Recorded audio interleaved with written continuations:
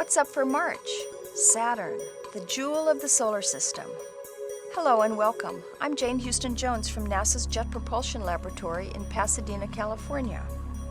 During 2009, we're celebrating International Year of Astronomy by taking you on a tour of one of the month's best celestial objects. And this month, it's Saturn. When Galileo aimed his telescopes at Saturn in 1610, he wasn't sure what he was seeing.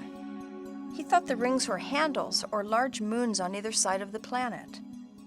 A few years later in 1612, he was astounded that the handles he previously observed had disappeared. And in 1616, the handles were back, but they looked different. This time he saw two half circles on either side of the round globe of Saturn. Other observers added to the knowledge of the Saturn system in the 1600s. Christian Huygens observed that every 14 to 15 years, Earth passes through the plane of Saturn's rings, and they appear to disappear. This is the same view that Galileo saw half a century earlier. Giovanni Cassini discovered new moons of Saturn during the ring plane crossings of 1671 and again in 1684, and he was the first to see a gap in the rings, which was later named the Cassini division in his honor. 300 years later, our fascination with the Saturn system grew with the flybys of Voyager 1 and 2. Voyager discovered a new outer ring called the G ring. Spokes in the B ring, and braiding on the F ring. The F ring had just been discovered the year before by the Pioneer 11 spacecraft. New moons, ringlets, and gaps between Saturn's rings were just some of the Voyager's many discoveries.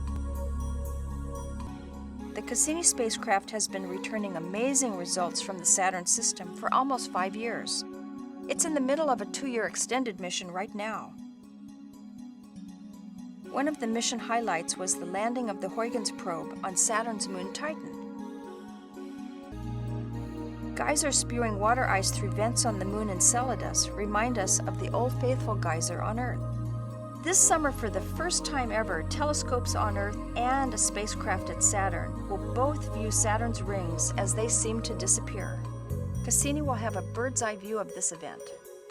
This month, don't miss Venus in the western sky right at sunset while you wait a few hours for Saturn to rise in the east.